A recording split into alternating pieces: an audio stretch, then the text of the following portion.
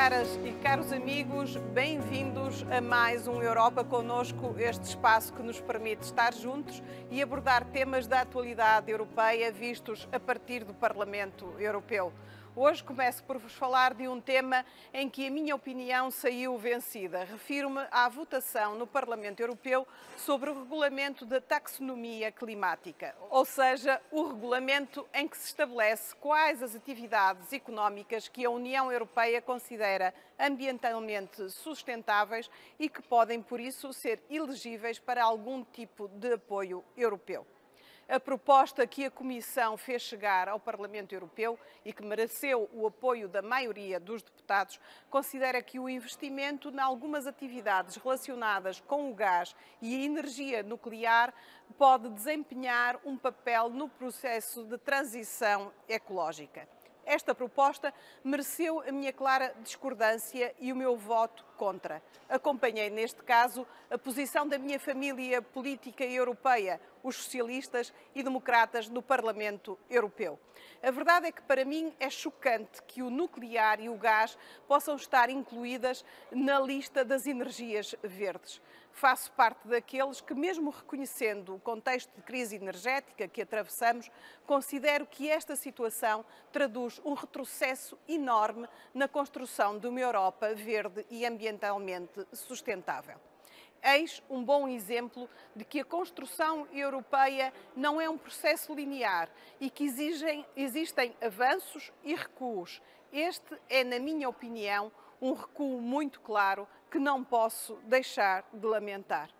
Um bom exemplo de um avanço, e mudando agora de tema, foi uma resolução aprovada pelo Parlamento Europeu que pede que o direito à interrupção voluntária da gravidez venha a ser incluído na Carta dos Direitos Fundamentais da União Europeia. Neste momento em que nos Estados Unidos da América uma decisão do Supremo Tribunal retirou a natureza federal daquele direito e depois do que temos vindo a assistir na Polónia, é importante que a Europa o reafirme como um direito fundamental.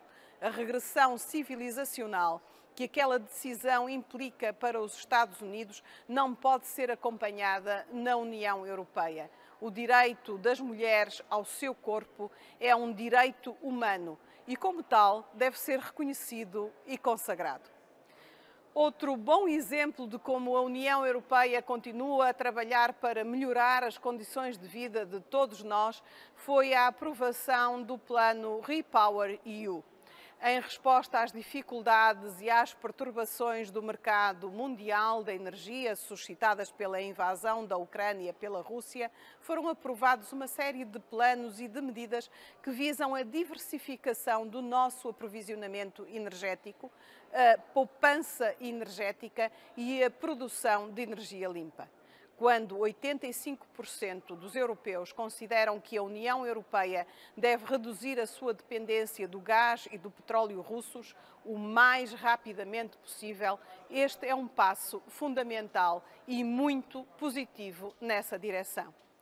Quero agora falar-vos de um tema que me é caro, o Brasil.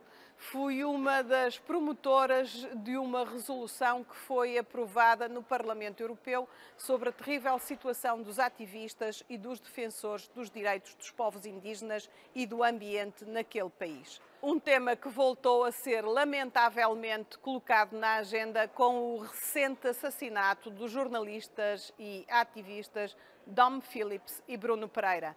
Um crime que não pode ficar impune, mas temos de ir mais longe. Temos de ir à raiz destes problemas. Os dados não deixam dúvidas. Desde que Bolsonaro é presidente do Brasil, o ritmo da desflorestação da Amazónia aumentou 75%. Tal como aumentou a mineração ilegal e o desrespeito pelos direitos dos povos indígenas. Além disso, a retórica agressiva e intimidatória do presidente do Brasil tem servido à cobertura ao aumento dos ataques e assassinatos de ambientalistas, defensores dos direitos humanos, indígenas e jornalistas. A verdade é que, com a complacência, quando não a tutela dos atuais responsáveis governamentais, está em curso na Amazónia um verdadeiro ecocídio e etnocídio. Este é um assunto sobre o qual não podemos ficar em silêncio.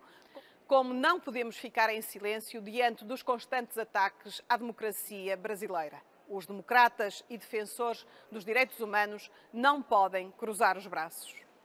Por último, aproveito esta oportunidade para saudar a renovação do funcionamento do único corredor humanitário que tem permitido fazer chegar à Síria apoio internacional.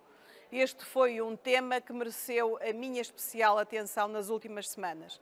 Não escondo que temi que a atual situação internacional pudesse fazer com que a Rússia vetasse no Conselho de Segurança a continuidade deste corredor humanitário. A Rússia já tinha estado na origem do encerramento de 3 outros corredores humanitários para a Síria, mas felizmente parece ter prevalecido o mínimo de bom senso e sentido humanitário. Deste corredor, de Bab al-Awa, depende a vida de mais de 4 milhões de sírios. Não os podemos abandonar. Caras amigas e caros amigos, falei-vos de avanços e de recuos. É deles que a nossa vida é feita. E isso aplica-se também à Europa e ao mundo. Precisamos de continuar atentos e interventivos. Vamos entrar agora num período de descanso, que julgo que todos bem merecemos, mas não de menor vigilância, porque o mundo não para e por isso temos que permanecer atentos. Voltaremos a encontrar-nos aqui em setembro. Até lá, um forte abraço a todas e a todos. Continuamos juntos.